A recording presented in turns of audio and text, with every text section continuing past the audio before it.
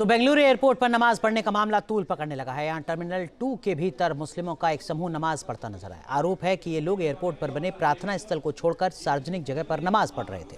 वहां सुरक्षाकर्मी मौजूद थे, लेकिन उन्होंने इन नमाजियों को नहीं रोका। इस नमाज का वीडियो सोशल मीडिया पर वायरल हो रहा है। इसे लेकर राजनीति गर्मा गई है। कर्नाटक बीजेपी के प्रवक्ता विजय प्रसाद ने सिद्धारमैया सरकार पर सवाल उठाए हैं।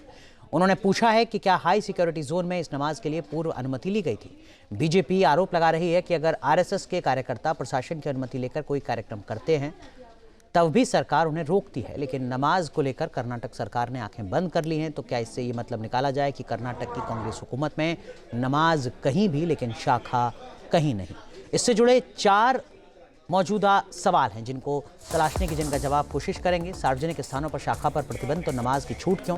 आरएसएस पर सख्ती तो नमाज को लेकर नरमी क्यों? मुस्लिम वोट बैंक के लिए दोहरे मापदंड अपना रही है क्या कांग्रेस पार्टी? क्या तुष्टीकरण के लिए राजनीति के लिए सार्वजनिक स्थानों पर नमाज की छूट दी गई है? और सवाल ये भी कि क्या गैर जरूरी मुद्दे को मुद्दा तो नहीं बना रही है भारतीय जनता पार्टी? आपको सार्वजनिक जगहों की नमाज की 6 तस्वीरें दिखाते हैं जिनको लेकर खूब विवाद हुआ। बेंगलुरु में इंटरनेशनल एयरपोर्ट पर विवाद तो ताज़ा है। इससे पहले अक्टूबर में पुणे में शनिवार वाड़ा में विवाद हुआ था। लखनऊ के लुलु मॉल में नमाज पढ़ने पर विवाद हुआ था। फिरोजाबाद में अस्पताल में नमाज पढ़ी गई थी। जयपुर में सड़क पर नमाज पढ़ी तब भी विवाद हुआ। इंदौर में नगर निगम परिसर में नमाज पढ़ने पर भी विवाद हुआ था। इस मुद्दे पर बात करेंगे। हमारे साथ एक खास पैनल जुड़ेगा, लेकिन ये जो 6 तस्वीरें हैं ये बता रही हैं कि किस तरीके से नमाज को लेकर सियासी घमासान लगातार बढ़ता जा रहा है। 3 खास मेहमान हमारे साथ जुड़ चुके हैं। आचार्य विक्रमादित्य, हिंदू धर्मगुरु मुफ्ती शमूम कासमी साहब हमारे साथ जुड़ रहे हैं। जाने माने मुस्लिम स्कॉलर हमारे साथ मोहम्मद उस्मान साहब जुड़ रहे हैं, एक और जाने माने मुस्लिम स्कॉलर। सबसे पहले आचार्य विक्रमादित्य, आपसे समझना चाहूंगा, ये एक गैर जरूरी मुद्दे को मुद्दा तो नहीं बना रही है बीजेपी?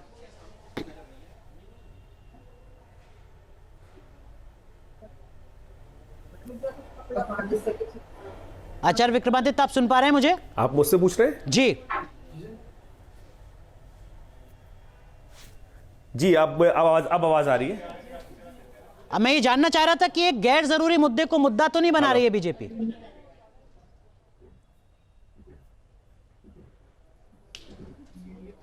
नहीं, वाजिब मुद्दा है साहब। वास्तविक तौर पर सत्य मानने का प्रयास कीजिए। जब एयरपोर्ट के अंदर ग्रीन रूम होता है, ग्रीन रूम के बाद भी जबरदस्ती आप जहां बैठने की जगह वहां जाके नमाज पढ़ना चाहते हैं तो खौफ ज़्यादा करना चाहते हैं पूरी तरह से। अगर अगर वास्तविक तौर पर हनुमान चालीसा पढ़ने आ गया ना तो फिर इनको इस्लाम खतरे में आ जाएगा। ये एक गैर वाजिब नहीं, बहुत ज़रूरी मुद्दा है। जब आपके पास हर एयरपोर्ट के अंदर ग्रीन रूम अवेलेबल है, जो प्रार्थना स्थल है हर जगह पूरे विश्व में उपस्थित आप लोगों के लिए किया गया है। सऊदी गवर्नमेंट की तरफ से व्यवस्था की जाती थी पहले, क्योंकि सारी जो फ्लाइट थी सऊदी के शेख ले जाते थे सबसे पहले, इसलिए तब से उनके लिए व्यवस्था स्पेशल रूप से क्रिएट कर दी गई थी। फिर जबरदस्ती बाहर क्या खौफ ज्यादा करना चाहते हैं, जबरदस्ती दिखाना चाहते हैं। अरे भाई, खुदा के काम को भी दिखा के करना चाहते हो क्या?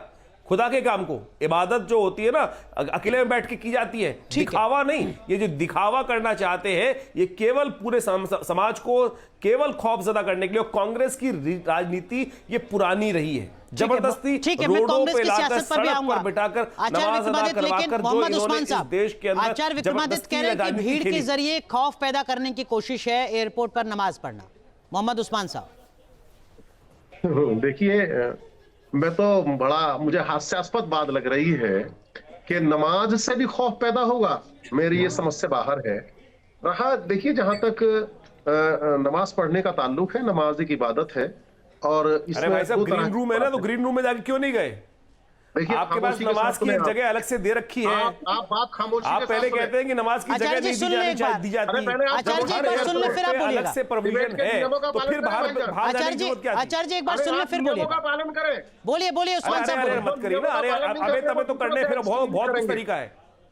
आप नियमों का पालन कीजिए। भाई तो जाके ग्रीन रूम में बैठते ना, बाहर बैठ के क्यों दिखा रहे हो? खामोशी के साथ सुनिए। आप बाहर बैठ के पिछवाड़े दिखाने की जरूरत क्या? आप खामोशी के साथ बैठिए और ये होश में। अरे खामोशी तुम लोग खामोश आचार्य विक्रमादित्य एक सेकंड। आचार्य विक्रमादित्य एक सेकंड। ये जो आप जबरदस्ती इस देश के अंदर यहाँ बैठे खौफ मत कीजिए। सुन तो लीजिए आचार्य जी, एक बार मोहम्मद उस्मान साहब को मौका तो दीजिए अपनी बात कहने का। करे बैठकर आचार्य विक्रमादित्य एक मिनट, जो वास्तविक तौर पर केवल मोहम्मद उस्मान साहब कर रहे हो, केवल मोहम्मद उस्मान साहब बोलिए। म्यूट कर दीजिए। केवल मोहम्मद उस्मान साहब कहिए अपनी बात, कहिए उस्मान साहब अपनी बात। देखिए ऐसा है, नमाज पढ़ना कोई गुनाह नहीं है। और ये कोई जुर्म नहीं है, और ये कोई कानून की खिलाफ वर्जी नहीं है, और अगर कहीं कोई कानून की खिलाफ वर्जी है तो कानून के तहत इसमें कार्रवाई की जाए। रहा जहां तक ये नमाज पढ़ने का ताल्लुक है, तो मैं इसे कुल सबकी इबादत के हिसाब से बात अगर मैं करूं तो कहीं भी मैंने मेरे बहुत आना जाना इधर हुआ। हवाई जहाज में मैंने लोगों को भजन पढ़ते देखा है, मैंने रेलगाड़ी में भजन पढ़ते देखा है, मुझे उनसे कोई आपत्ति कभी नहीं हुई है, कहीं पर भी मुझे इस तरह की कोई आपत्ति नहीं हुई है। और पहले भी लोगों को अगर कहीं किसी ने रेल में नमाज पढ़ी है तो उससे कोई आपत्ति नहीं थी, कहीं बस स्टैंड पर आपत्ति नहीं थी। बस एक माहौल क्रिएट किया गया है, पिछले एक दशक में 8-10 साल से कुछ इस तरह का माहौल क्रिएट किया गया है कि अगर कहीं कोई नमाज पढ़ने की बात करता है तो बस उसी को तूल दिया जाता है। अगर हम बात करें केवल इस सब चीज की, तो भाई ये देश सबका है, उन तमाम लोगों के साथ एक जैसा व्यवहार किया जाना चाहिए और उन्हें अपने धर्म को मानने की इजाजत, उसका प्रचार करने की इजाजत, उनकी क्रियाओं करने की इजाजत। ये अनुच्छेद 26, 27, 25 इसे अगर जब हम पढ़ेंगे संविधान के, तो उसमें इन तमाम चीजों की इजाजत है। ठीक है। और रही बात, देखिए कहीं अगर कोई सरकारी संस्थान भी है तो उसमें भी वो विशेष प्रबंध कर सकते हैं। नहीं मोहम्मद उस्मान साहब, दो बातें। एक तो आचार्य विक्रमादित्य कह रहे हैं कि साहब एयरपोर्ट पर तो विशेष प्रबंध था ही, फिर क्यों सार्वजनिक स्तर पर इस तरीके से नमाज पढ़ी गई, जिस विशेष प्रबंध की बात आप कर रहे हैं। और आप कह रहे हैं कि अगर कहीं पर भी इबादत की जा सकती है तो क्या कल को ऑपरेशन थिएटर में, रेलवे स्टेशन में या फिर किसी और मजहब के स्थल पर, वहां पर भी नमाज पढ़ी जाने लगेगी? हो सकता है आचार्य विक्रमादित्य को ये डर सता रहा हो कि आज एयरपोर्ट पर नमाज पढ़ी जा रही है, हो सकता है कल मंदिर में नमाज पढ़ी जाए। किसी को क्या तकलीफ हुई एयरपोर्ट पर जहां नमाज पढ़ी गई? क्या कोई ट्रैफिक जाम किया गया? क्या किसी को रोका गया? अब ये तो ग्राउंड रिपोर्ट आएगी तो पता चलेगा कि दिक्कत हुई या नहीं हुई। लेकिन अगर जो ये तो बुनियादी सवाल है ना, वैलिड सवाल है आचार्य विक्रमादित्य का, अगर वहां पर नमाज पढ़ने की जगह है तो वहां नमाज क्यों नहीं? देखिए, इस बुनियादी सवाल को केवल नमाज पढ़ने वालों के लिए, जो चंद लोगों ने नमाज एक जगह पढ़ी जहां पर खाली जगह, मैं 6 जगह की तस्वीर दिखा रहा हूं चलने के लिए। मोहम्मद उस्मान साहब, 6 जगह की तस्वीर तो हम दिखा रहे हैं। जो रोड एक महीने तक बंद किया जाता है यात्राएं निकालने के लिए, कांवड़ यात्रियों के लिए, इसमें कौन सा प्राविधान आ जाता है? तो ये भी तो प्राविधान वही है ना। ठीक तो है, उसमें किसी को मुफ्ती शमूल कासमी साहब, ये बात तो मोहम्मद उस्मान साहब की वैलिड है ना कि भाई अगर आप कांवड़ यात्रा को एक तरीके से कहते हैं कि नहीं साहब ये तो हमारी आस्था की बात है, इसके लिए तो ट्रैफिक बंद रहेगा तो रहेगा, तो फिर नमाज अगर पढ़ ली कुछ लोगों ने तो क्या दिक्कत है? कासमी साहब, आप कैसे देखते हैं इस पूरे मामले को? देखिए अनुराग जी, मेन चीज़ ये है कि जो ये तथाकथित जो सेकुलर पार्टियां हैं वो कुछ लोगों को इस्तेमाल कर रही हैं, क्योंकि उनका जनाधार ख़त्म हो गया है और तुष्टीकरण का फार्मूला फेल हो चुका है। अब आम मुसलमान ये समझ रहा है कि उसका कैसे उसकी ग्रोथ होगी, कैसे वो एजुकेशन में आगे बढ़ेगा। तो ये लोग इसी का तुष्टीकरण है कि जब 4 फर्ज 2 हो जाते हैं, यानी कंसेशन हो जाता है। आपको बता दूं कि अगर 4 फर्ज आपके हैं और सफर कर रहे हैं तो आप 2 पढ़ेंगे। अब 2 पढ़ेंगे तो उसके बाद ये भी आपको सहूलत है कि आप उसे कज़ा भी कर सकते हैं, क्योंकि ऐसी जगहों पर, सार्वजनिक जगहों पर जहां आम लोग चल रहे हों, वहां पर नमाज नहीं, कोई भी इबादत नहीं करनी चाहिए। और अल्लाह की इबादत के लिए आप जाकर के बैठ के भी नमाज पढ़ सकते हैं, अपनी सीट पे भी पढ़ सकते हैं, लोग पढ़ते हैं। तो आपके हिसाब से अगर एयरपोर्ट पर नमाज पढ़ी जा रही है तो उन लोगों को ये जानकारी नहीं है कि मजहब क्या कुछ बताता है, क्या कुछ प्रोविजन है, या ये सोच समझ के जो आचार्य विक्रमादित्य का डर है, ये वो एक बड़ी वजह है कि खौफ पैदा करने की कोशिश है? आपके हिसाब से क्या वजह कासमी साहब? हाँ, मैं यही देखिए, दोनों चीजें हैं इसमें। एक तो इसमें जो ये तथाकथित जो सेकुलर पार्टियां हैं जिन्होंने मुसलमानों को सिर्फ और सिर्फ वोट बैंक बनाया है, वो ऐसा कृत्य करने के लिए उन लोगों को प्रमोट करते हैं। जब हमारे हर जगह पर एक स्थल बना हुआ है, आप प्रेयर कर सकते हैं, वहां बैठ सकते हैं, इबादत कर सकते हैं, इबादत पर कोई पाबंदी नहीं। लेकिन आचार्य विक्रमादित्य, जो सवाल यहाँ पर मोहम्मद उस्मान ने उठाया उसका जवाब तो आपको भी देना होगा ना कि भाई दुर्गा पंडाल, दुर्गा पूजा या फिर कांवड़ यात्रा, इसके दरमियान भी तो जो तस्वीरें आती हैं वो भी तो कह सकते हैं मोहम्मद उस्मान साहब कि हमें खौफ पैदा किया जा रहा है, हमें डराया जा रहा है। आवाज चली गई, तब ट्रैफिक बाधित नहीं होता। मुझे आवाज नहीं आ रही आपकी। मैं दोबारा सवाल पूछूं आपसे आचार्य विक्रमादित्य? ठीक है, मैं दोबारा आपको कनेक्ट करूंगा। लेकिन कासमी साहब, ये सवाल तो मोहम्मद उस्मान अगर पूछ रहे हैं तो इसमें क्या गलती कर रहे हैं? अगर आपको सार्वजनिक स्थल पर, एयरपोर्ट पर चंद लोगों के नमाज पढ़ने पर आपत्ति है, तो फिर उनको तो आपत्ति हो सकती है ना दुर्गा पूजा के पंडाल से, कांवड़ यात्रा के चलते बाधित होते ट्रैफिक से।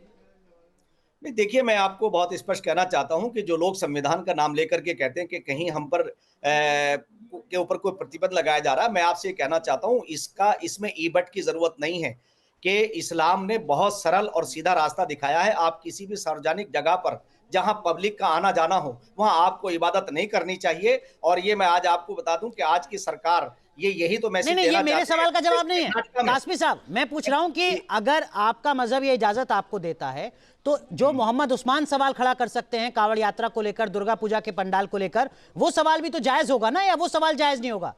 नहीं, ऐसे सवाल खड़े नहीं करने चाहिए। और मैं आपको ये बता दूं कि दुर्गा पूजा या कांवड़ जब यात्रा चलती है तो क्योंकि मेरे उत्तराखंड राज्य के अंदर कांवड़ का मेन केंद्र है कि जहां से कांवड़िए जाते हैं, और हमारी सरकार, हमारे माननीय मुख्यमंत्री पुष्कर सिंह धामी जी हमेशा से ऐसा एक माहौल, ऐसी व्यवस्था करते हैं कि अव्यवस्था नहीं होती। ठीक है, लेकिन आचार्य विक्रमादित्य, उम्मीद करता हूं आप तक आवाज पहुंच रही होगी। ये तो बात जस्टिफाइड नहीं हो सकती ना कि आप दुर्गा पूजा पर, आप कांवड़ यात्रा पर सवाल मत खड़ा करो, हम सार्वजनिक स्थल पर नमाज होगी तो सवाल खड़ा करेंगे। आचार्य जी,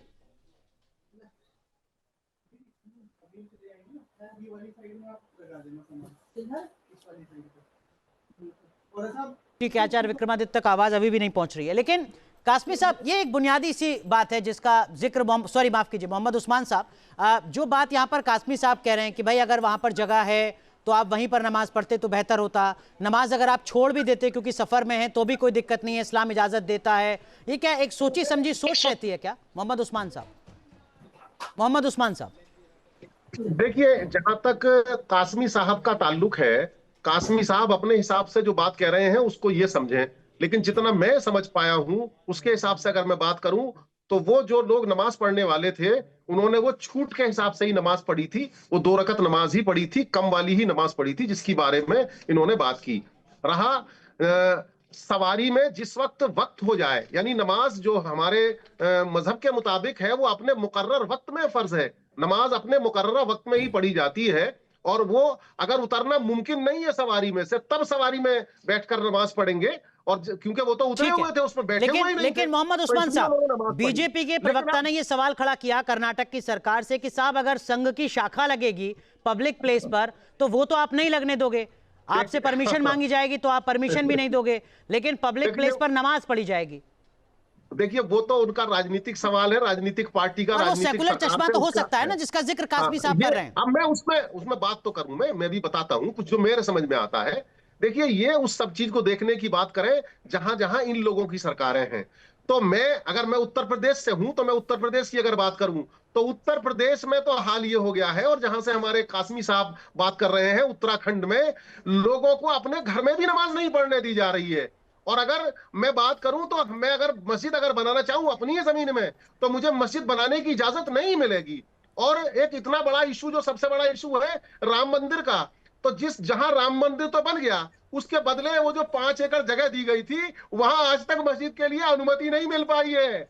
तो ये बहुत सारी चीजें हैं। आचार्य विक्रमादित्य, मगर कोई मुसलमान नमाज पढ़ ले तो वो आपको डरा रहा है, समाज में खौफ पैदा कर रहा है, और आप मुसलमानों को इतनी भी आजादी ना दो कि वो अपनी मस्जिद बना लें, वो नमाज पढ़ लें अपने घर में, या वो एयरपोर्ट पर कहीं 2 मिनट के लिए नमाज पढ़ लें। आचार्य विक्रमादित्य, मुझे समझ में नहीं आती टीवी पर बैठकर इस प्रकार का अनर्गल प्रलाप कैसे करते हैं। सबसे पहले तो यह बताएं कि सरकार, अगर कौन सा व्यक्ति है जिसको घर में नमाज पढ़ने की इजाजत नहीं है, कंप्लेंट कराई इन्होंने? अगर एक भी कंप्लेंट मुझे दिखा दें कि किसी व्यक्ति ने इनको घर में या मस्जिद के अंदर नमाज पढ़ने को मना किया है, तो एक कंप्लेंट वहां की पुलिस में कंप्लेंट करी होगी। बिल्कुल इतने पढ़े लिखे तो लग रहे हैं मुझे मौलाना, यहाँ बैठे हुए जो बकवास फालतू की कर रहे हैं कि यूपी के अंदर झूठ बैठ के झूठ का पुलिंदा बोल रहे हैं यहाँ पे। अरे मुकदमा, अरे भाई कंप्लेंट तो कर सकते हो, 100 नंबर पे कंप्लेंट तो करी होगी, 112 नंबर पे कंप्लेंट करी होगी, दिखा दो कहां कंप्लेंट करी है। और दूसरी जो बात कह रहे हैं इजाजत की, बिल्कुल भाई जो नमाज, जो मंदिर बना आपके है नंबर राम पर भेज मंदिर, वो दूंगा। हिंदुओं ने अपना पैसा देके बनाया है, किसी सरकारी वजीफे से नहीं बनाया, सरकारी पैसे से नहीं बनाया। आपको अगर मस्जिद अनुमति, बनानी है, जगह अरे मुझे माननीय अनुमति सर्वोच्च दिखा न्यायालय ने दे। आपको दी है, वहां जाकर मुझे आप मेरी मस्जिद उसका की नक्शा अनुमति तो दे डालें, दो आप। नक्शा डालकर बनवा लीजिए। अगर नहीं, वो नक्शा कह रहे हैं डालेंगे परमिशन ही नहीं दे रहे तो हैं। बात भी चाहेंगे कि नहीं सरकार दे आगे रहा। बना दे। और तीसरी बात, अभी बेसिक अभी आप अनुमति कह रहे थे नहीं कि दी है। एयरपोर्ट तो आप जाते रहते हैं, यूएई में, जी यूएई हाँ। गए हैं कभी? यूएई, दुबई तो गए होंगे, हज यात्रा करने गए होंगे। रोड पर बैठकर नमाज अदा करने की इजाजत वहां भी नहीं है, उसके ऊपर जुर्माना लगता है कि रोड पे बैठकर कोई नमाज पढ़ने जुर्माना लगता है। यूएई के अंदर, पूरे नहीं, अरब तो के फिर अंदर वहीं पे जुर्माना सारे लगता कानून मानेंगे है। आप? यही आप लोगों के जो राजनीतिक लोगों ने जगह जगह आपको अपवित्र रोड है, गलत रोड है, अरे आप क्या, अरे भाई हद कर रहे हो। मतलब यहां पर आप जो रोड चलती हुई रोड है, थूकी हुई रोड है, गलत अपवित्र रोड है, उस पर बैठ के उस्मान नमाज साहब कर जवाब रहे हो। दीजिए। क्या क्या करना चाह रहे हो आप? अरे साहब, आप खुद ही रोडों को तो यही जायज काम फेरते कर रहे हो, हैं। नाजायज काम शोभा कर रहे हो। यात्रा में अरे इनकी जिन रोड राजनीतिक गिरते हैं, दलों की कांवड़ यात्रा सरपरस्ती में में ये तुमने रोड ये सब बात गिरते हैं। करनी सीखी है, देखिए, खुदा के लिए नहीं करी मैं है। इसका कंक्लूड आपको अगर भी करूं तो क्या है? अरे वो उस्मान साहब जवाब दीजिए। अरे एक कौन मिनट की बात। भेजता, इजाजत लेते हैं सरकार देखिए, से, ये जो मेरा सरकार भारत से है, इजाजत लेते हैं, पैसा जमा ये कराते मेरा हैं, भारत वो परमिशन भारत आती है है, असली भारत कौन सा है और बैठे कौन सा तो मुझे रहना बता चाहिए? दीजिए। इन्होंने वो बोला ये घर पे है नमाज पढ़ने की कि अगर इजाजत नहीं है, कुंभ कोई यात्री कंप्लेंट कराई परेशान इन्होंने। हो नहीं, नहीं, इतनी बड़ी तो बात लोग बोले। मस्जिदें, मैंने कहा मैं मदरसे योगी और जी को लिख के दरगाहें भेजूंगा, खोल दें। इन मौलाना ने यहाँ पर अगर योगी जी पे अगर इतना बड़ा आक्षेप बाढ़ लगाया आ है। जाए तो मैं नमाज योगी के जी लिए को लिख के गुरुद्वारे भेजने खोल दिए वाला हूं, इस जाएं। चैनल क्यों मैं बोल रहा हूं अगर कि आतंकी इस टीवी हमले पर के बाद बैठकर लोग परेशान न्यूज़ हो नेशन तो टीवी उनको पर मुफ्त बैठकर यात्रा इन मौलाना कराई ने जाए, कहा है मुफ्त कि अपने योगी होटलों जी में के ठहराया क्षेत्र जाए। के मेरा अंदर असली इनको भारत ये इजाजत है। नहीं मिल रही है घर पे। ठीक है। और असली मैं कह भारत रहा हूं मेरा इनकी ये है कि कंप्लेंट जो होनी लोग चाहिए। भूखे हो, बाढ़ सुनो से मौलाना, पीड़ित हो, सुनो मौलाना, मैं तुम्हारे ठीक है, लेकिन मुफ्ती कासमी, असली भारत तो फिर वो भी होना चाहिए कि अगर सार्वजनिक स्थल पर नमाज पढ़ी जा रही है तो सार्वजनिक स्थल पर शाखा लगाने की संघ को अनुमति दी जाए। सड़कों पे से हटाया मुफ्ती जाए, कासमी, इमरजेंसी भी नमाज ना पढ़ने दी जाए। बता दूं भारत में अनुराग नहीं जी है। कि मुसलमानों को आरएसएस और बीजेपी से खौफजदा करके तो इन्होंने वोट बैंक बनाया है। उसके लिए, इसके लिए ये कांग्रेस की सरकार कहां तैयार होगी? अगर अगर सामाजिक समरसता बढ़ेगी तो इनके तो हाथ से सारी चीजें निकल जाएंगी, फिर सत्ता में कैसे रहेंगे ये? मैं आपको बता दूं कि 60 सालों के अंदर कांग्रेस ने और इन छदम सेकुलरवादियों ने यही काम किया, और उसमें कुछ मीडिएटरों को रख के मुसलमानों को सिर्फ ये एहसास कराया कि ये तुम्हारे खिलाफ हैं, जबकि असल दुश्मन तो हमारे यही हैं। ना इन्होंने लिखने दिया, ना पढ़ने नहीं दिया, ना उन्हें इसकी। अब मुझे बताइए कि मैंने अभी ये कहा था कि अगर आप नमाज कसर भी है, यानी 4 के 2 भी हैं, और अगर आपको ये सुविधा नहीं है तो आप उसे कज़ा भी कर सकते हैं सफर ठीक के है। अंदर। नहीं, वो तो कह रहे हैं कि वो छोटी अवधि वाली थी नमाज। उस्मान साहब कह रहे हैं। अरे असल में बात यही तो आ गई ना कि हर आदमी जो है वो अपने आप को विद्वान शो करने के लिए सारी बातें करता है। लेकिन आचार्य विक्रमादित्य, एक सवाल और आपसे, और ईमानदारी से आप जवाब दीजिएगा। और एयरपोर्ट सरकार की को कटहरे ठीक है, में कासमी साहब, कोशिश करता एक है। सेकंड। आचार्य विक्रमादित्य, सुन पा रहे हैं आप मुझे? एयरपोर्ट की सुरक्षा की जिम्मेदारी तो राज्य सरकार की नहीं है सर, वहां तो पैरामिलिट्री फोर्स की तैनाती है, सीआईएसएफ की तैनाती है। वहां पर अगर इस तरीके की कोई चीज हो रही है तो उसके लिए तो जो सिविल एविएशन मिनिस्ट्री है उसकी अकाउंटेबिलिटी तय होनी चाहिए। तो फिर कर्नाटक की सरकार से ये सवाल क्यों पूछा जा रहा है? आचार्य विक्रमादित्य, अरे भैया, कर्नाटक की सरकार की सरपरस्ती चल रही है वहां पर। जो एयरपोर्ट के सीआईएसएफ अंदर। लोकल पुलिस होती है, सीआईएसएफ अंदर की तरफ बैठती है, लोकल पुलिस बाहर होती है। तो ये तो अंदर ही पड़ी गई है नमाज। जो सीआईएसएफ की है तो वहां पर मैं कह रहा हूं कोई भी सरकार है, किसी भी प्रकार से है तो उनसे प्रश्न, क्षेत्र उन्हीं का है तो उनसे प्रश्न किया जाना चाहिए कैसे इजाजत मिल रही है। अगर सरकार को लगता है कि उन्होंने इजाजत नहीं दी है, किसी और ने इजाजत दी है या किसी और ने उन पे एक्शन नहीं लिया है, तो उनको प्रश्न बनता है, वो आके जवाब दे कि आप कैसे करें, ऐसी जिसकी घटना भी घट गई। accountability है वो कल तय होनी कुछ चाहिए। और वहां पे होने लगे, जी। अगर वहां पर बैठकर लोग अगर धरना प्रदर्शन करने लगे तो ठीक है। मोहम्मद उस्मान, आप रिस्पॉन्सिबिलिटी मुस्कुरा सेट रहे होनी हैं। चाहिए कि कैसे देखिए, ऐसे अगर कार्य करते हैं, अकाउंटेबिलिटी सेट होनी चाहिए कि कैसे वो कौन अकाउंटेबल है वहां पर। अकाउंटेबिलिटी मैं पूछता हूं, जब हिंडन एयरपोर्ट पर हमारे जो C-295 विमान उतरा और उसकी पूजा की गई और वो हमारे रक्षा मंत्री जी ने की पूजा, तो इसमें किसकी रिस्पॉन्सिबिलिटी मानी जाएगी? तो उन्होंने तो पूजा कर ली, क्या हमें 2 रकत नमाज शुक्राने की पढ़ने का हक नहीं है करेंगे क्या? पूजा, हमारी संस्कृति है, हमारी नहीं, अरे संस्कृति है अरे पूजा वाह, करना तो भैया, आपकी नमाज पढ़ना संस्कृति हमारी आपकी हो संस्कृति गई। नहीं है। इस देश की भारतीय नमाज संस्कृति पढ़ना कहाँ चली संस्कृति गई? नहीं है। एक पूजा संस्कृति करना, की एक सबसे संस्कृति पहले की आप वाहन रक्षा की पूजा करेंगे। करना इस अरे देश कोई की भी सरकारी अनाधिकारिक गैर संस्कृति सरकारी है। निर्माण अगर कार्य आपको होता है, दिक्कत है तो उसकी चला जाइए शुरुआत अरब होती है, में, तो आप जाइए अरब भवन में, पूजा करेंगे, जाइए अरब हमें में नमाज भाई, की इजाजत नहीं देंगे। जाओ ना अरब में, जाओ ठीक है, बैठो, जाओ, ठीक है, जाके ठीक है, अरब में बैठो। ठीक है, ठीक है, एक मिनट आप दोनों को रोक रहा हूँ। कासमी करेंगे, साहब, बिल्कुल करेंगे। आचार्य विक्रमादित्य तुम्हारी कह रहे हैं कि छाती अगर में अपने मजहब के हिसाब से तुम्हारी चलना है तो फिर तो छाती मुस्लिम देश में जाओ। तो क्या कासमी साहब भी चले जाएंगे मुस्लिम देश में? हमें मस्जिद बनाने की इजाजत अगर दे कासमी साहब, आप भी आचार्य विक्रमादित्य की बात को मानेंगे और मुस्लिम देश में चले जाएंगे? नहीं, विक्रमादित्य का कहने का ये तात्पर्य नहीं है। मैं ये समझता हूँ कि उनका ये कहना है कि भाई अगर आपको और देश के अंदर आज़ादी है, धार्मिक आज़ादी है, और अभी जो हमारे उस्मान साहब कह रहे थे उत्तराखंड के बारे में, तो उत्तराखंड राज्य की सरकार और हमारे माननीय मुख्यमंत्री पुष्कर सिंह धामी जी सबको साथ लेके चल रहे हैं। सबका साथ, सबका विकास, सबका विश्वास, सबका प्रयास। और अभी हमारा उत्तराखंड का कल जो है 9 में राज्य स्थापना दिवस था, जो स्वर्गीय अटल बिहारी वाजपेयी जी ने हमें ये सौगात दी थी, और आज वो राज्य सबको साथ लेके चल रहा है। वहां से गंगा निकलती है जो सबको सैराब करती है, और वहां हिमालय है जो सबके लिए, पर्यावरण के लिए काम करता है। और हमारे मुख्यमंत्री जी इन तमाम चीजों को आगे बढ़ा रहे हैं। मैं उनसे कहना चाहता हूँ। ठीक है, मोहम्मद उस्मान साहब, क्या ये गैर जरूरी मुद्दा है या आपको लगता है वाकई कानून का, संविधान का सम्मान करना चाहिए? मोहम्मद उस्मान साहब, बिल्कुल ये गैर जरूरी मुद्दा है, और ये सत्ता प्रायोजित मुद्दा है। जन समस्याओं से ध्यान हटाने के लिए, आचार्य विक्रमादित्य, ध्रुवीकरण के जो है बढ़ावे करने के उद्देश्य से ये सब है। और अगर मैं बात करूं अगर उत्तराखंड की भी, आचार्य विक्रमादित्य, थाने में भी मस्जिद बनी हुई हो, आचार्य विक्रमादित्य जवाब दीजिए। समझा लो कि भैया जायज काम करे, नाजायज काम ना करे। किसी थाने में मस्जिद बनी हुई नहीं है। कहाँ मस्जिद बनी हो, कहाँ मस्जिद बनी हो? कह रहे एयरपोर्ट में मस्जिद बनवाना चाहते हैं अभी। अब ये कहना चाहते हैं कि एयरपोर्ट में मस्जिद बनवा दें, हर एयरपोर्ट में मस्जिद बनवा देते हैं। मंदिर बने क्या मतलब, कहना क्या चाह रहे हो कि हर एयरपोर्ट में मस्जिद बनवा दें?